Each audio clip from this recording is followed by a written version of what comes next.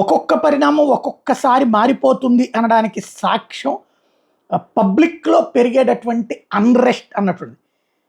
ఇప్పుడు ఏమైపోతుంది, సిగ్నల్ దాటితే ముందు హెచ్చరించేవాళ్ళు, వెనక్కి వెళ్ళాలని సూచించేవాళ్ళు ఆగిపోయారు ఇప్పుడు.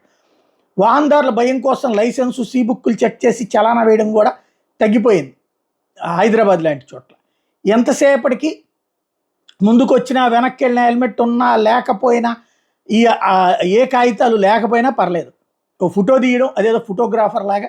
ఆ తర్వాతన షాపింగ్ మాల్స్, హాస్పిటళ్ళు, స్కూలు, కాలేజీలు, పార్కింగ్ స్థలాలు లేకపోతే అనుమతి ఇచ్చిందేం కార్పొరేషను, తోడు నిలబడిందేం పోలీసులు, పెనాల్టీలు వేసేదేం ప్రజలకి.